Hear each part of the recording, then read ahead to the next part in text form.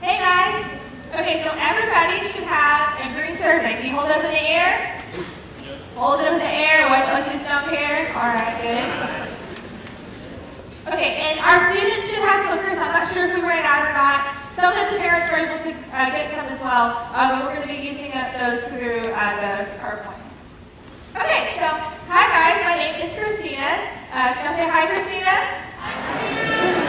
Thank you, I feel very welcome. Okay, so today we are going to talk about money. Raise your hand if you like money. Woo! Everybody likes money, right? Okay. We are here to help your student learn how to be financially responsible, and not just that, but financially independent. Okay, yeah, all right, I heard it. We're in church right now. Okay, amen. All right, so what that means is that you as a student are going to go to college here at the University of Texas at Tyler, get your degree, graduate, get your big boy, big girl job, and mom and dad aren't going to pay the bills anymore. Can I get a woo-hoo from mom and dad? All right, that's what I thought. Okay, all right, so we're going to get started now.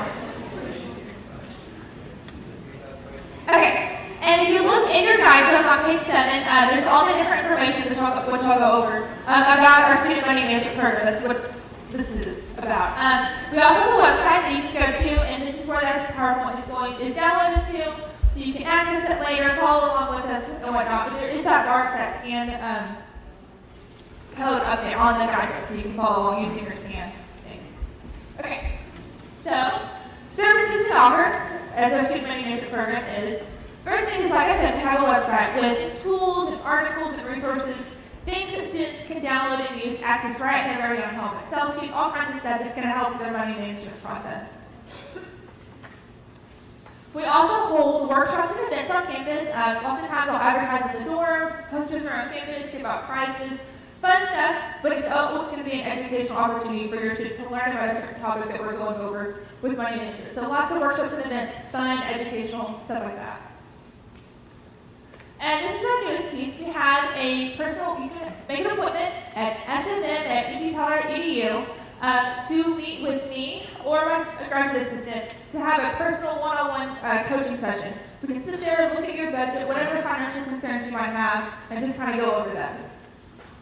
And then we're hoping to develop a peer mentoring program here in the next year, next couple of years, where students can actually be mentored by an older sophomore, junior, senior level students that have kind of been walked through their shoes when it comes to managing those expenses during college. So different things like that may be happening in the future.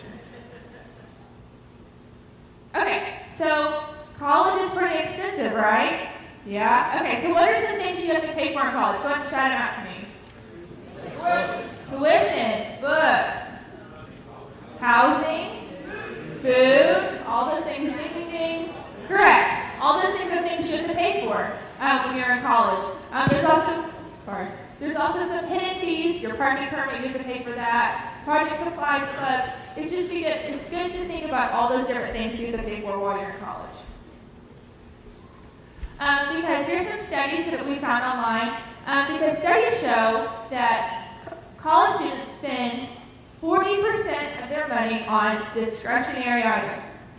What does that mean? That means they're buying things that they want versus things that they need. Does that sound pretty right for a college student? Yeah, it's pretty true. It also shows 26% are room board, 19% tuition fees, 12% other expenses. It also shows that they spend about 11.4 hours a day on a digital device, whether that be an iPhone, an iPad, a laptop, anything that has to do with technology. They use technology a lot. Is that pretty right? You're sitting at the dinner table, they won't stop texting. Yeah, that's pretty accurate. So we're going to give them some ways that they can use technology to help manage their money. Okay, so some of the things we're going to talk about is we're going to talk about talking about money. We're going to talk about budgeting, saving, building credit, and student loans. Touch briefly on student loans. I know you already heard from financial aid earlier today, but we're going to touch briefly on it. Maybe cover some things they didn't talk about. Okay, so talking about money. This is where the clickers come in. All right, so have you discussed college expenses with your student or parent? Yes, we have it all planned out. Yes, so we still have some stuff to figure out.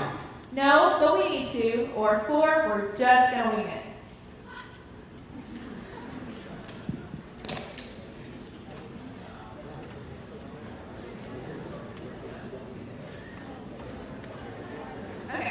all set? All right. 52% said yes, so we still have some stuff to figure out, and that's okay. At least you kind of had that conversation. And 12% is just going to wing it. I suggest not doing that and going for the other choices, okay? All right. All right, so the real question is, who's paying for what, right? So first thing you need to do is sit down and discuss those different expenses. All those things you've listed, it's good to make that list. Think about all those things that you're not having to pay for now, but you're going to have to pay for in the future when you're students at college. Think about which expenses is the student going to be responsible for and which expenses is the parent going to be responsible for. You know, is the parent going to help with the tuition, the rent, those big expensive things, but the students on their own for food, gas, shopping, whatever that may be. So having those discussions on who's responsible for which expenses. And then also, I know there's options for students to take out federal student loans, and there's also parent plus loans. It's good to start having those conversations now as you are using that financially to fund your education, to talk about who's going to be paying back those student loans when that time comes. And also, will the student be working while they're in college? Because it's actually pretty common for students to hold jobs while they're in college. Studies show that 3 or 4 students do hold a part-time job, whether it be they're a waiter at a restaurant, an RA, maybe they're a babysitter, a tutor, whatever that may be, but it's pretty common. The study also shows that they bring in about $1,200 a month. And that's nice. That's a good extra set of income that they can help those towards those expenses. However, studies show that it's only $14,400 a year, and it shows that they have a $417 billion spending power. So a little bit of discrepancy there.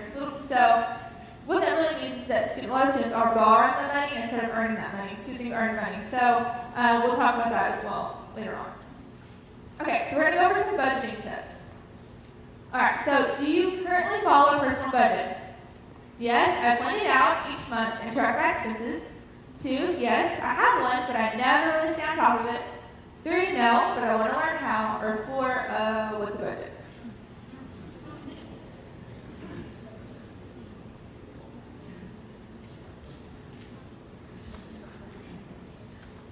Okay, let's see what's set. All right, a little bit of mixed results. Mostly saying yes, but I never really stay on top of it, and that's pretty true for a lot of people. And 15% said, well, what's the budget? Well, you're going to learn today, all right? Okay. Okay, so we're going to go over a 4-step budget process. The first step, of course, is you have to know what money you have coming in. What money do you have to work with? What type of income do you have? Whether it be scholarship money, financial aid money, family support, a paycheck, any other type of income you may have. And you need to know that lump sum, because you need to know that sum so you can know what to plan out. What's that amount of money that you use to plan out your expenses? And then you have to think about scholarships, scholarships as a one-time funding, and then you have to spread out over a long period of time. Okay, so where does your money go? That's the next step, of course. So outgoing must-haves. This is what we call needs, but we're going to call it must-haves. It's kind of a fun way to say it. So you got to pay for your tuition. You have to pay for your rent, your electric, car payment, savings is a must, gas, groceries. Those are things you have to buy. And tuition, books, those are things that you pay an upfront expense. You know, they're pretty big expenses up front. You sometimes have to go over a long period of time. And then your nice to have. These are things that you want. Like going out to eat, fast food, shopping, coffee, going to the movies with your friends. Those are all your nice to have, things that you want to buy. And so, of course, you're going to spend money on those, but it's always good to spend to take care of your needs before your wants. And then sometimes those expenses are kind of, well, I don't really know how much I spend on fast food. I don't really know how much I spend on entertainment. It's really a good way to do that. It's just to track your expenses for a whole month, and I'll give you some ways to do that as well. So total those all up, and the next step is really just simple. You do the math, right? So you subtract your outgoing expenses from your income, figure out what you have left over, and kind of go back and put whatever you have left. If it's a positive number, go back and put that money somewhere else, because you want to put $1 to every name. You want to have a zero-based budget. If you got a negative number, you got to go back and redo that math a little bit. So put a name to every dollar. You're less likely to overspend.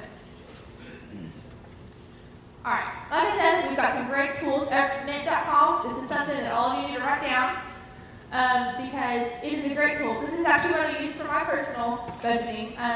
It's a really cool app that you can download. You go on there, make an account, and it syncs to your checking account. You can have it sync to your checking account, okay? So safe, secure, all that our research did. It's really great. And so, for instance, let's say I go to McDonald's and I slide my debit card. It automatically knows that McDonald's is a fast food place, so it automatically puts that expense into my fast food category. Let's say I go to Dillard's and I buy a pair of shoes. It happens a lot. I go and I slide my card at Dillard's, and it automatically knows that Dillard's is a shopping place, so it automatically goes into my shopping category. Really great, easy way to go with your finances and your expenses and track those expenses. My weekly budget is a great one as well. You can download. There's tons actually on if you go to your app store and download categories, money management, budget, whatever it may be. Tons of different apps will come up, and you just have to find the one that works best for you. This is a good one, I think, because you can set yourself an amount per week, and then as you spend money, just make sure you input those expenses into the app, and it kind of keeps track of it for you. And then also Excel sheets. There's tons of Excel sheets out there. If you look at our website, we've got these two on there that are just a little bit different styles. That you can download and then put your own expenses, your own categories and things too. So if you're good at Excel, you like to use your laptop more than you use your iPhone, this is great. This is going to be great for you. Because all the budget really is telling your money where to go instead of wondering where it went. Sometimes people don't like the word budget, and sometimes all it really is a plan. You're creating a plan for your money, a spending plan. So that's something I would think to tell students so they're not always like, I have to make a budget. You're just telling your money where to go. Okay, this is another great system for money management. Who's heard of Dave Ramsey?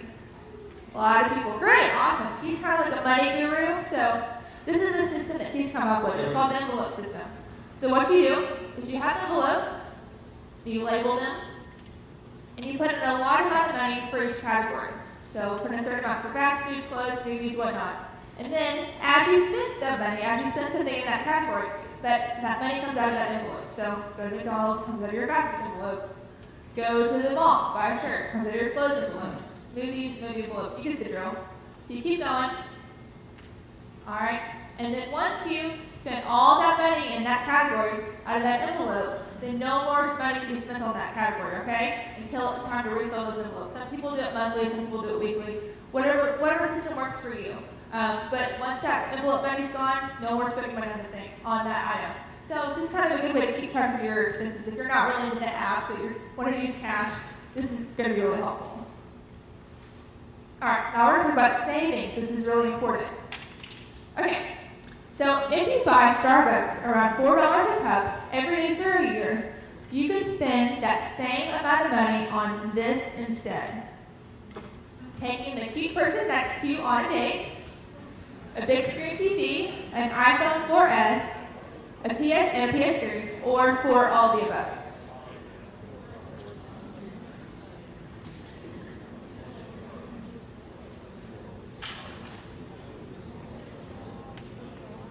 All right, let's see what y'all said. Oh, ding, ding, ding. All right, good job. So 70% said all the above. 3% want to take someone on the person next to them on a date, so watch out, that's you.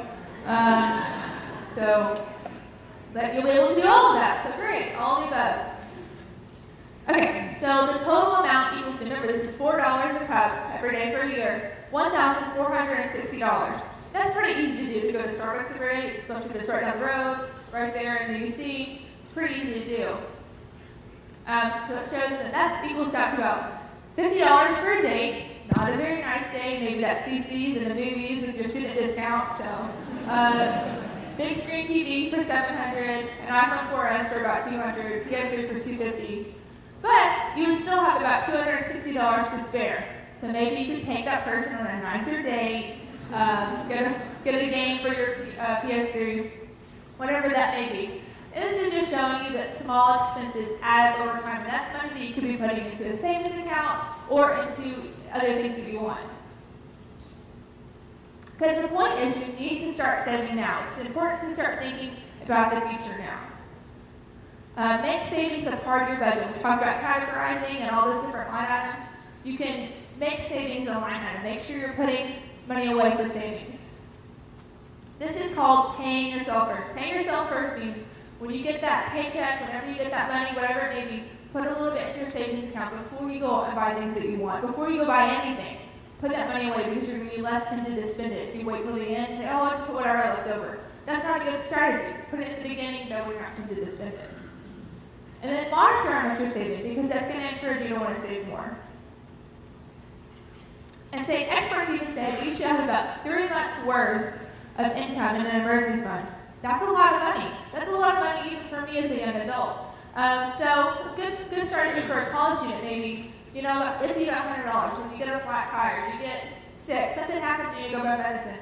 $50 to $100 is a good place to have an emergency fund, just in case something happens. And keep building that up. And a great way to do that is to do automatic deposits from your checking account to your savings account. When I was in college, I worked a retail job. I got paid once a week, every single Friday. So I couldn't really put $100 a month at the beginning of the month into my savings account. That was too big of a hit on my bank account. I got paid once a week. So what I would do instead is I would have automatic withdrawals of $25 every single Friday to go to my savings account.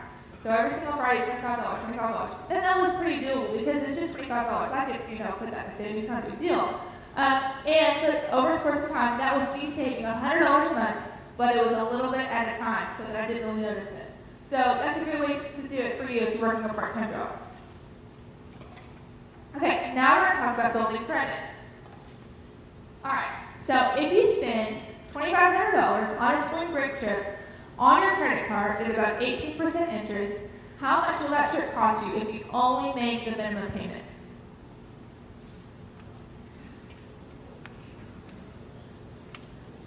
All right, this isn't going to be on the quiz, so don't get out your financial calculator. Just pick a number. All right, let's see what y'all said.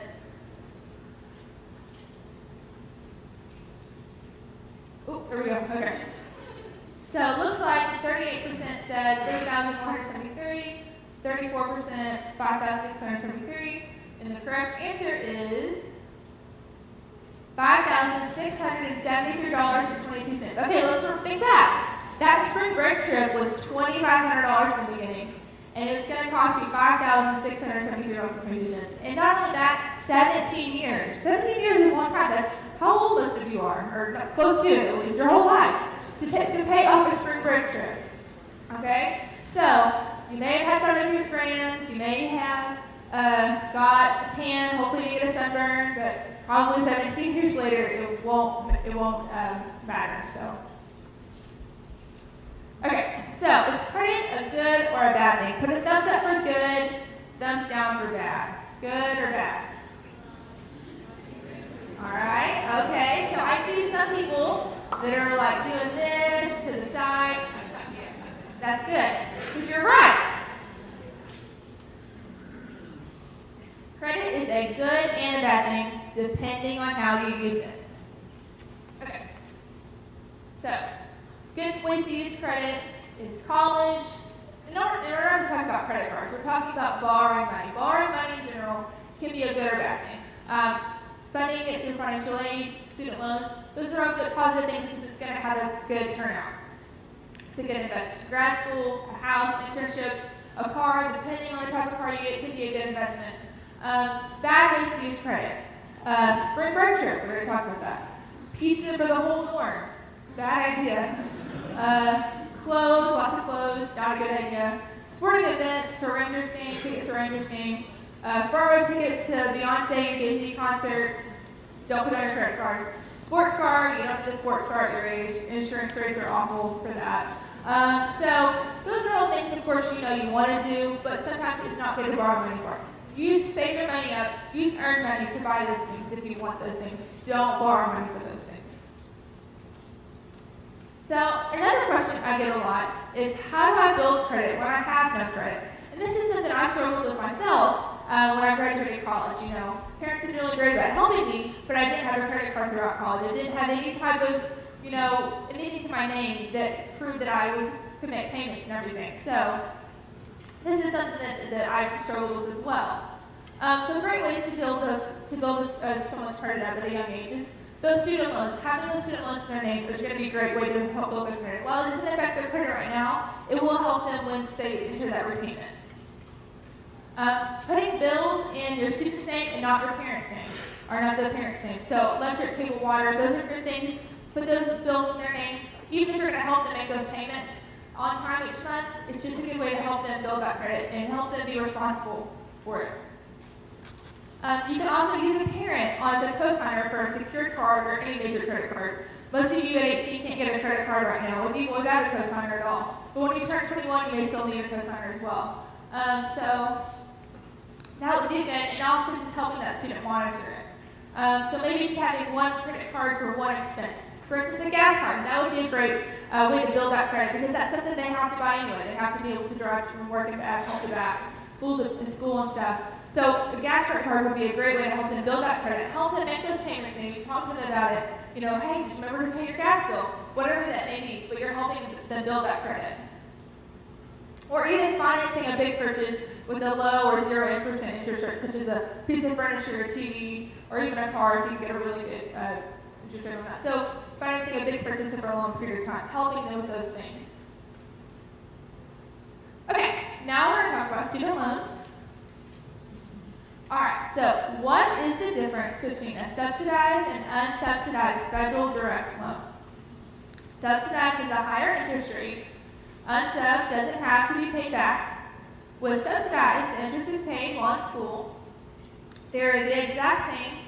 Or E, I have no idea, please tell me.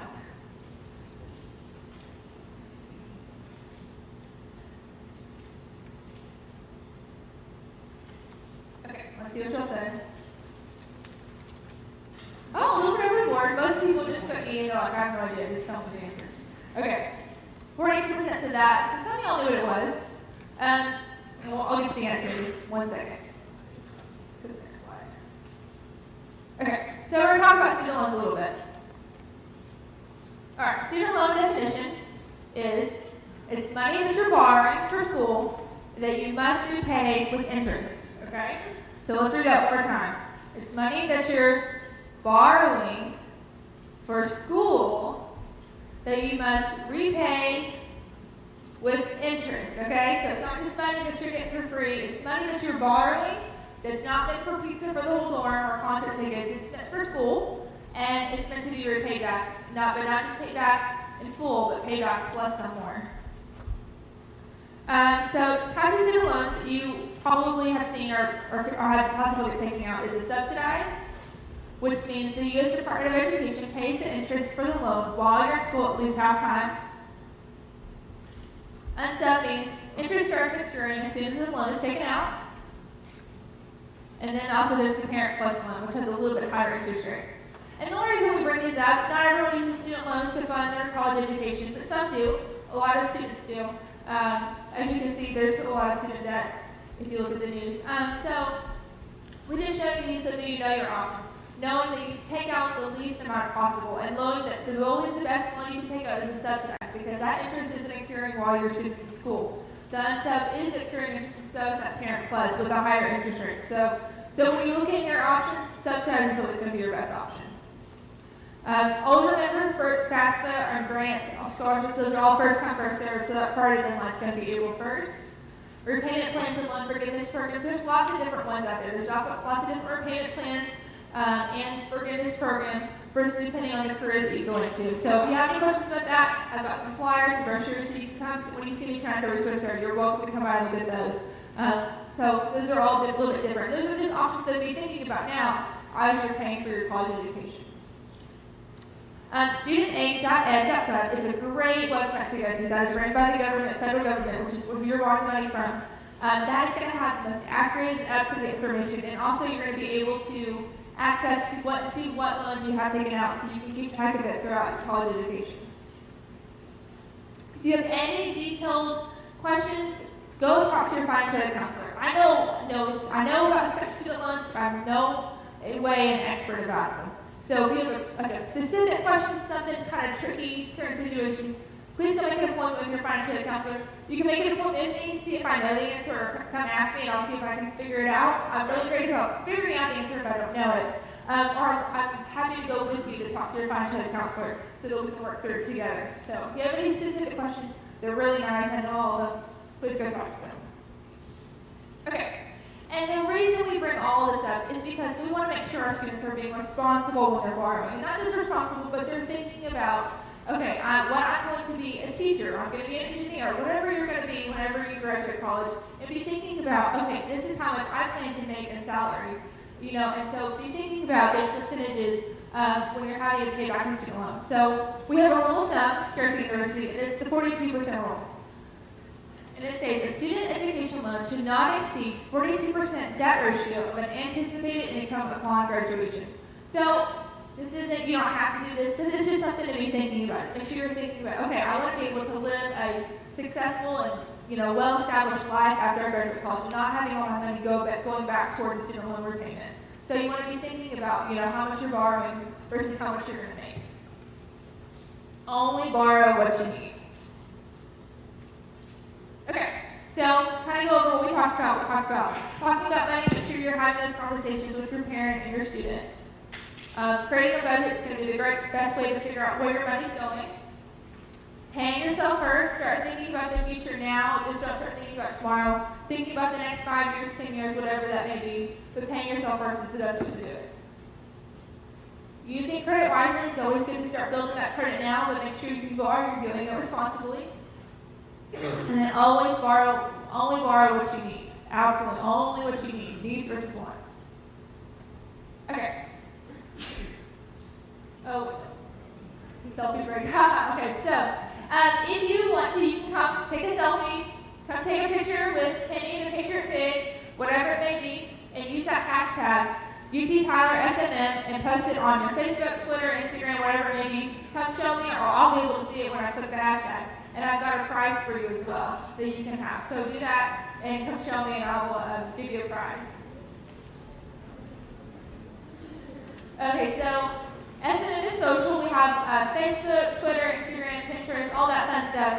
Also, if you will go and follow our Facebook, Twitter, Instagram, or Pinterest, and come show me that as well on your smartphone, I have another prize for you as well. So if you can't get to me today, I know, or at this moment or afterwards because you're going to other things, come find me at the resource room tonight, and I'll be able to give you a prize and fill out more prizes at my table. So do that, come show me, and we'll be able to help get you a prize.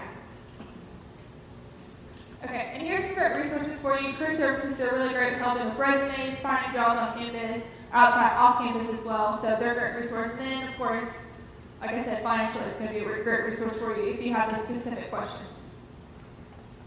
Okay, so I need my model to come out here. Can I get Zach out here? Can we give Zach a round of applause? This is Mr. Zach Moore. He is modeling our 2014-2015 light blue cotton t-shirt for student money management. Give a little strut, Zach. Oh yeah, I think that's something. That's fine too. So, oh yeah, okay. Let's give him another round of applause. Woohoo! All right. Okay. So you probably want to know, how can I get that 2014-15 t-shirt? I know everyone's dying to know. It's the latest trend. Okay. So what you have to do is all you have to do is make an appointment with me or my graduate assistant, and come see us. It only takes about 30 minutes. Sit down, we'll talk about your money management, whatever questions you may have, budgeting, and you leave with a free t-shirt. Pretty cool, right? SNN@UTTyler.edu is the email for that. I think it's right there. You can also email my personal email, or my work email, that's fine as well. And so you can come make an appointment, and we can get you started right on your financial journey. Okay, and that's all I got. Are we done? Okay, all right. Real quick, those little green surveys that I had you fill out at the beginning, please turn it over and fill it out on the very back. There's also a comment section. Please tell us, give us any feedback, how we can improve, what you like, whatever it may be. I read all of them, so please fill those out for us. Thank you. We'll take them to the end. Thank you, Christina. All right, what we're going to do now, I want to take a quick poll. Who here is not from Tyler, Texas? Woo! Everybody. Okay, great. Perfect. Our orientation staff have created a video for you guys, a welcome to Tyler